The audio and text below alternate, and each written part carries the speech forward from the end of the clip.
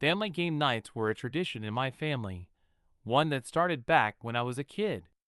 Even as adults, we kept it alive, rotating hosting duties between different relatives. That night, it was my turn. My husband, Ethan, and I had spent the afternoon setting up the living room with card tables, extra chairs, and bowls of chips and salsa. The whole family was coming: my parents, my brother Jake, my Aunt Linda, and, of course, my cousin Valerie. Valerie and I had grown up more like sisters. She was 2 years older than me, tall and strikingly beautiful, with this effortless charm that made people gravitate toward her. She'd been through a rough divorce a year ago and was finally starting to get back on her feet. I was happy to see her smiling again. "Everything looks great," Ethan said, brushing a kiss on my cheek as I straightened a stack of Uno cards on the coffee table. "Thanks," I replied, smiling at him. He looked so relaxed, wearing a casual polo and jeans, a beer in hand. We'd been married for 8 years, and while we had our ups and downs, I thought we were solid. By 7 p.m., everyone had arrived. The living room buzzed with laughter and the familiar sounds of family teasing and banter. We decided to spice things up by playing a trivia game using an online app that connected to the TV. My brother, the self-proclaimed tech whiz, insisted on streaming the game live on a private YouTube link so that relatives who couldn't make it, like my uncle in Chicago, could join in virtually. It sounded like a fun idea at the time. The game started smoothly.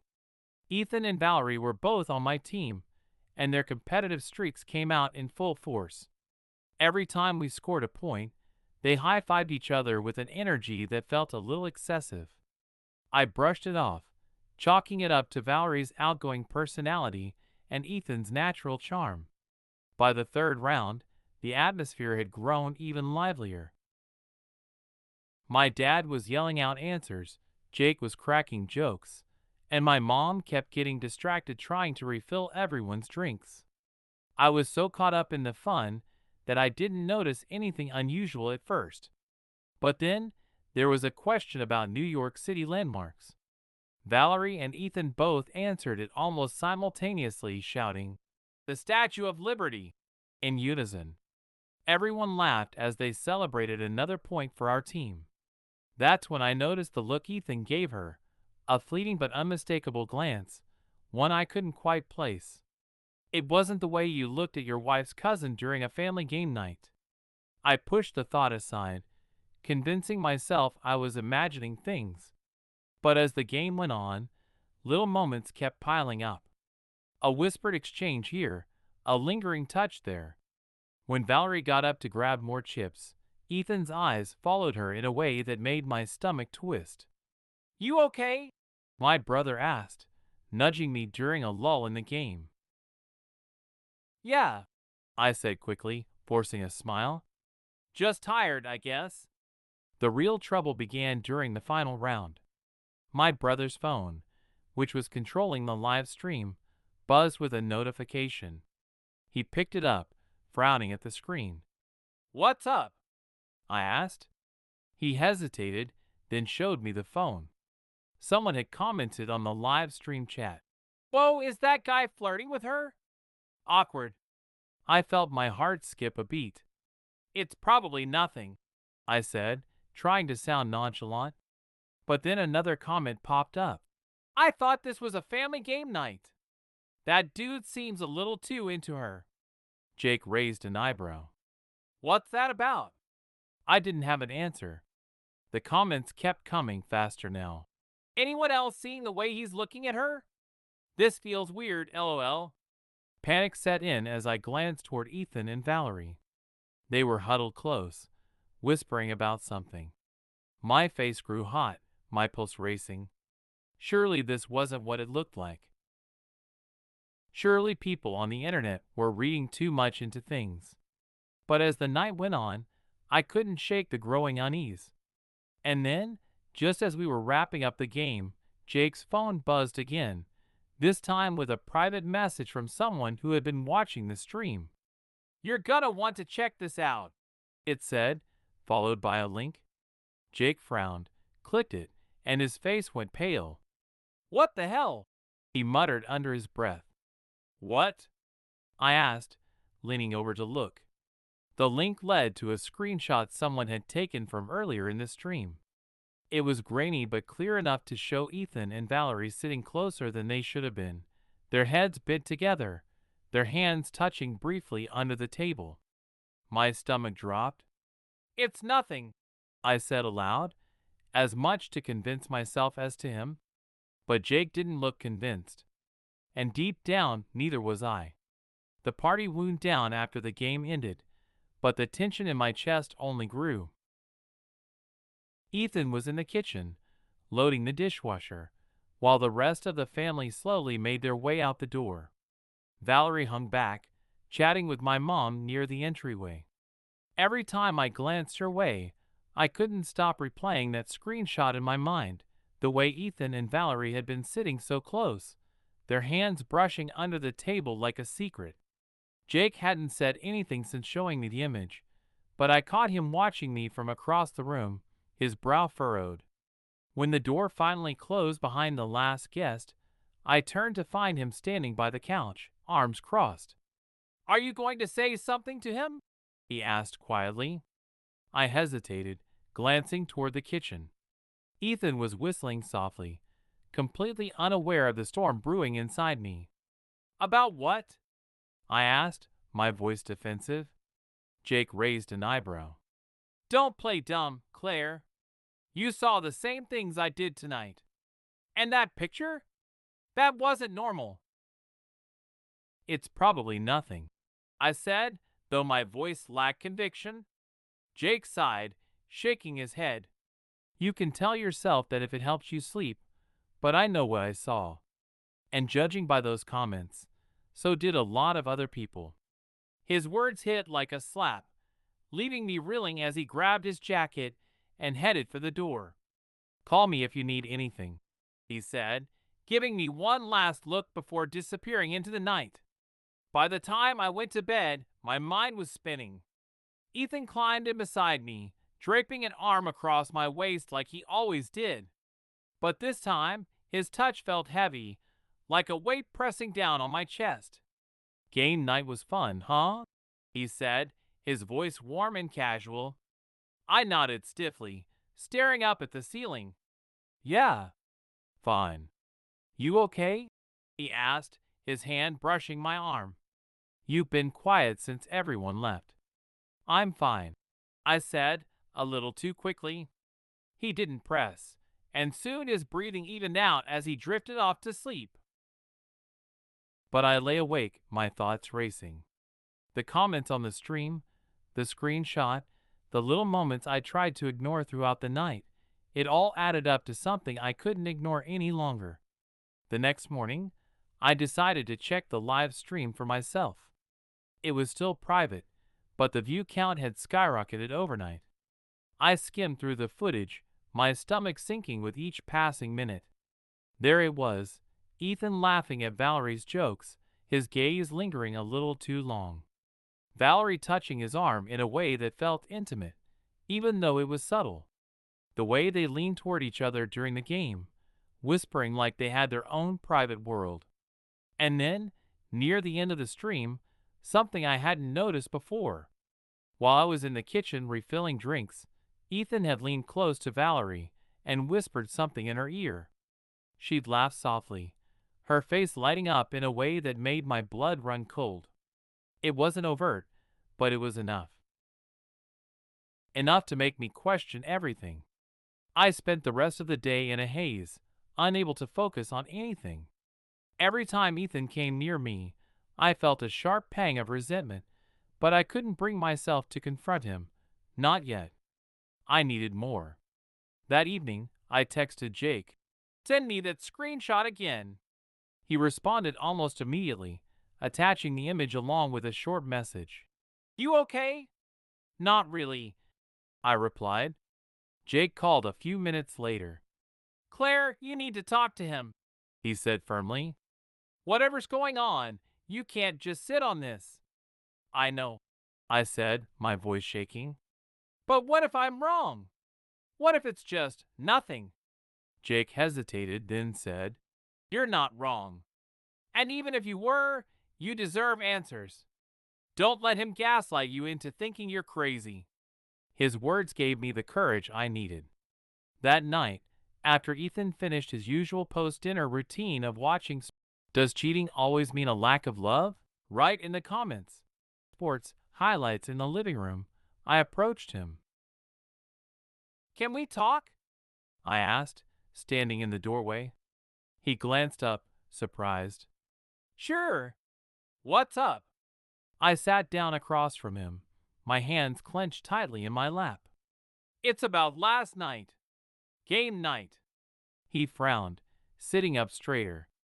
What about it? I took a deep breath, forcing myself to meet his gaze. People were commenting on the stream. About you and Valerie. His expression didn't change, but I saw the flicker of something in his eyes.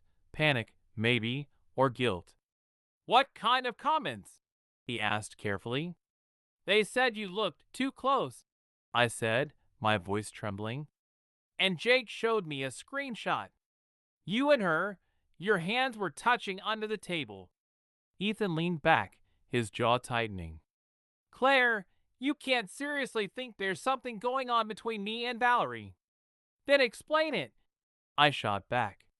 Because from where I'm standing, it doesn't look good. He rubbed a hand over his face, sighing heavily. She's your cousin, Claire. I was just being friendly. I didn't think I needed to explain every little thing. Friendly?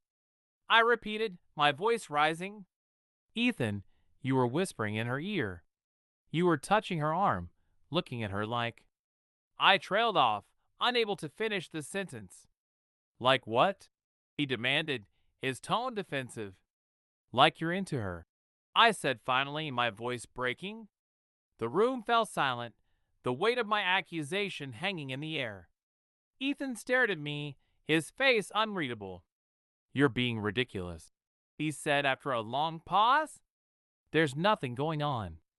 I don't know what else to tell you. But his words didn't ease the knot in my stomach.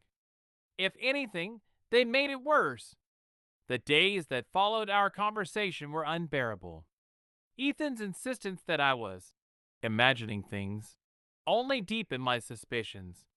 He carried on as if nothing had happened, but I couldn't ignore the nagging feeling that there was more to the story. Every time he touched me or smiled my way, it felt forced, like he was playing a role he didn't believe in anymore. I couldn't let it go, not without proof. Late one night, after Ethan had gone to bed, I sat in the living room with my laptop and opened the private YouTube link to the game night stream. My heart raced as I scrolled through the comments again. Some were harmless enough, people joking about answers or teasing each other, but others sent a chill down my spine. I think they forgot they're on camera, lol. This is awkward to watch. Is that his wife sitting right there? Yikes. One comment stood out. Check the timestamps around 47:30. Something seems off. I dragged the video's progress bar to the time mentioned and hit play. The camera showed the group gathered around the table, laughing as my brother announced the next question. I watched closely, my eyes scanning every detail. At first, there was nothing. Then I noticed it, Ethan's hand brushing against Valerie's under the table.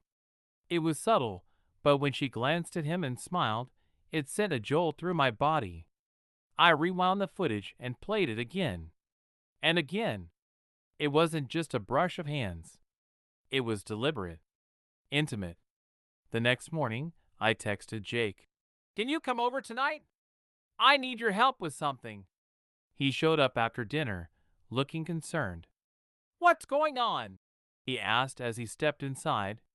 I handed him my laptop, the video already cued to the incriminating moment. Tell me I'm not crazy, I said, my voice trembling. Jake sat down, watched the clip, and sighed heavily. Claire, this isn't nothing. He's acting way too familiar with her. Tears stung my eyes, but I blinked them away. What do I do? You need to confront him again, Jake said firmly. And this time, don't let him weasel his way out of it. That night, I waited for Ethan to get home from work. The moment he walked through the door, I could feel the tension radiating off him. Hey, he said, his tone cautious. What's up? I didn't respond right away. Instead, I opened my laptop, turned the screen toward him, and hit play. Ethan froze as he watched the video, his face betraying a flicker of panic before he quickly masked it. What is this supposed to prove? He asked, crossing his arms defensively. Bet you're lying to me, I said, my voice breaking. This isn't nothing, Ethan. I've been watching you two for weeks, and now I have proof. So stop pretending I'm crazy and just tell me the truth. His jaw tightened, and for a moment, I thought he might deny it again. But then he sighed, running a hand through his hair. Fine, he said quietly. You're right. There's something. The room spun as his words sank in. Something? I repeated, my voice trembling. What does that mean? It wasn't supposed to happen, he said, avoiding my gaze. Valerie was going through a rough time, and we got close. Too close. I felt like I'd been punched in the gut. How long? I demanded. He hesitated, then muttered, A few months. A few months? I echoed, my voice rising. You've been sneaking around with my cousin for months? It wasn't like that, he insisted. We never planned this. It just happened. I let out a bitter laugh. Of course it just happened. That's what people like you always say, isn't it? Like you had no control over your actions. He looked genuinely remorseful, but I wasn't buying it. Claire, I swear, I never wanted to hurt you. I love you. Don't, I snapped, holding up a hand. Don't you dare say you love me. Because if you did, you wouldn't have done this. The days that followed were a blur of anger, sadness, and sleepless nights. I couldn't look at Ethan without seeing him with Valerie, the betrayal playing on a loop in my mind. Valerie, of course, wasn't answering my calls or texts. She'd gone completely silent since game night, which only made her guilt more obvious. I was done being the clueless wife. One evening, when Ethan was out, I grabbed my phone and scrolled through our cell phone bill, checking for unfamiliar numbers. It didn't take long to find one, Valerie's.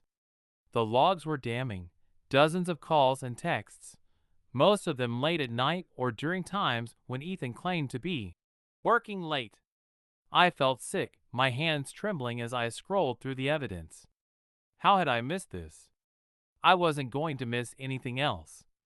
By the time Ethan got home that night, I was sitting at the dining table with my laptop open and the phone bill spread out in front of me. I had everything laid out, the timestamps, the late night calls, the texts. I wasn't just angry anymore, I was livid. Hey, he said cautiously as he walked in, stopping in his tracks when he saw my expression. What's going on? I gestured to the table, my voice cold. Sit. Ethan hesitated, then dropped his bag by the door and pulled out a chair. He looked at the papers, then back at me, his face pale. Claire, I can explain, don't. I snapped, cutting him off. Don't lie to me. Don't try to spin this. I have the call logs, Ethan. I know how often you've been talking to Valerie. So tell me, how long has this been going on? And don't you dare tell me it just happened. He exhaled sharply, running a hand through his hair. I told you before, it's been a few months. But it wasn't serious, Claire. I swear. Not serious? I said, my voice trembling with fury. You've been sneaking around with my cousin for months, and you expect me to believe it wasn't serious? Do you think I'm stupid? He shook his head, his expression desperate. No, of course not. I don't know what I was thinking. It was a mistake, okay? A stupid, selfish mistake. I stared at him, my heart pounding in my chest. A mistake? Ethan, this isn't some one night stand you can sweep under the rug. You've been lying to me, to my face, while carrying on with someone who's practically family. Tears welled up in my eyes, but I refused to let them fall. I wouldn't give him the satisfaction. Was it worth it? I asked, my voice barely above a whisper. Was she worth destroying everything we built? His silence was deafening. The next morning, I woke up to a flood of messages from my brother, Jake. You need to call me ASAP. Did you see Valerie's post? Check her Instagram. Confused and already on edge, I opened the app and went straight to Valerie's page. My stomach dropped as I saw the post. A picture of her sitting in a cafe, her face partially obscured by a steaming cup of coffee. The caption read, "Sometimes life gets messy, but the heart wants what it wants." The comments were a mix of support and gossip. OMG, you're so brave. Don't let anyone judge you. Wait, is this about what happened at game night? Girl, you deserve to be happy no matter what. I couldn't believe what I was seeing. She wasn't even trying to hide it. If anything, she seemed to be flaunting it, as if betraying me was some kind of bold, empowering act. Fury bubbled up inside me as I called Jake. He answered on the first ring. Did you see it? He asked, his voice tight with anger. Yeah, I said, gripping the phone so hard my knuckles turned white. I saw it. I can't believe she has the audacity to post something like that. She's a narcissist, Jake said bluntly. She's always been good at playing the victim. But this is a new low. What do I do? I asked, my voice breaking. Jake paused for a moment before replying, You need to confront her. She doesn't get to walk away from this like she's some kind of hero. She needs to face the consequences. That evening, I called Valerie. To my surprise, she answered almost immediately. Claire, she said, her tone guarded. I wasn't expecting you to call. I bet you weren't. Would you trust your partner again after catching them cheating? Why or why not? Write in the comments, I said, struggling to keep my voice steady. We need to talk. Now, she sighed. Look, if this is about Ethan, of course, it's about Ethan. I snapped. You think you can just sleep with my husband, post cryptic garbage on Instagram, and not answer for it? I didn't mean for it to happen, she said, her voice dripping with false remorse. It just happened. We didn't plan this, Claire. We never wanted to hurt you. That's rich, I said bitterly. You didn't want to hurt me. You didn't think sneaking around with my husband, might hurt me? There was a long pause before she finally said, I'm sorry, okay? I know I messed up. But you have to understand, Claire. Ethan and I, we just don't. I interrupted, my voice trembling with rage. Don't you dare try to justify this. You're my cousin, Valerie. My family. And you destroyed that for what? A fling? Attention? What the hell were you thinking? Her silence spoke volumes. You know what? I said, my voice icy. You can have him. Both of you deserve each other. But don't you dare think for a second that this makes you the victim. Because you're not. You're just a selfish, heartless. I stopped myself, my breath catching in my throat. Claire, she began, but I hung up before she could finish. That night, as I sat alone in my quiet house, I realized something. I wasn't just angry anymore. I was done. Done with Ethan, done with Valerie, and done with being the woman who let other people walk all over her. I grabbed my laptop and started searching for a divorce attorney. It was time to take control of my life, and I wasn't going to let anyone stop me. The next morning, I called the best divorce attorney in Atlanta. Her name was Margaret Stein, and she came highly recommended. From the moment she picked up the phone, her tone was calm, collected, and confident, the kind of demeanor I needed to balance the chaos in my life. Infidelity cases are tricky, she explained during our consultation. But given the evidence you presented, the texts, the phone logs, and the public nature of the affair, we're in a strong position. Your husband has made this very easy to document. Hearing those words felt like a small victory, a crack of light breaking through the storm clouds. For the first time in weeks, I felt a sense of control. I moved out of the house 2 days later. Ethan wasn't home when I packed my bags. He conveniently decided to give me space by staying at a friend's place. I didn't bother telling him I was leaving. There was nothing left to say. Jake showed up with his truck to help me move into a short-term rental near Grant Park. It was a small, one-bedroom apartment with mismatched furniture and creaky floors, but it was mine. As I unpacked boxes in the quiet solitude of my new space, I felt something I hadn't experienced in weeks: peace. Ethan called that weekend, his voice desperate. "Claire, can we talk? Please?" I stayed silent, staring out the window as he fumbled for words. "I know I screwed up," he continued, his voice breaking. "But we can fix this. I'll go to counseling. I'll do whatever it takes.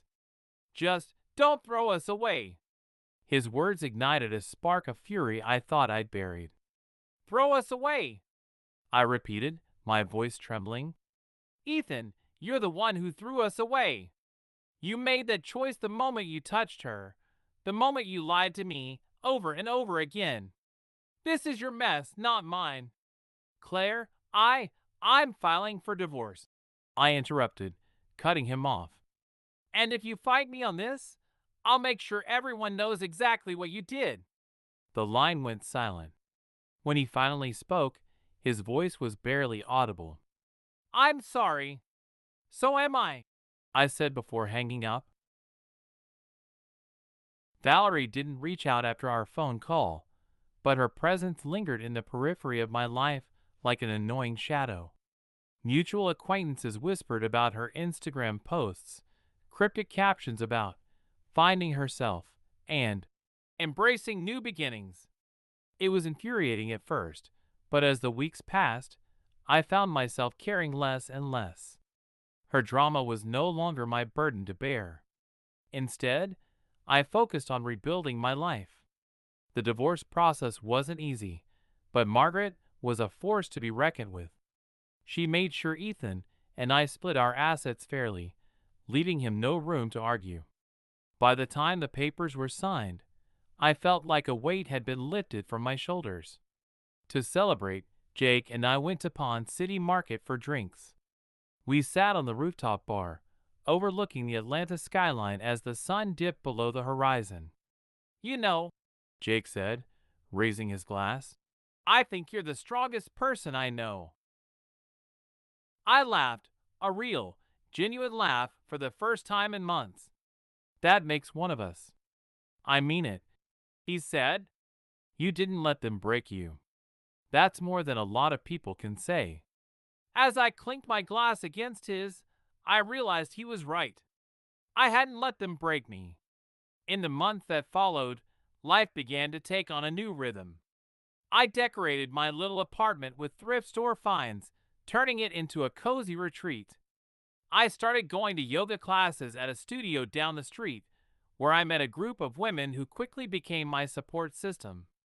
One Saturday, while browsing a farmer's market in Decatur, I ran into an old friend from college, Rachel. She was bubbly and full of life, the kind of person who could make you forget your troubles with a single laugh. "Claire," she said, pulling me into a hug. "It's been forever. How are you?" "Better," I said honestly. We grabbed coffee and caught up, and by the end of the conversation, she convinced me to join her book club. It was a small, simple thing, but it reminded me that there was a world beyond the pain of my past.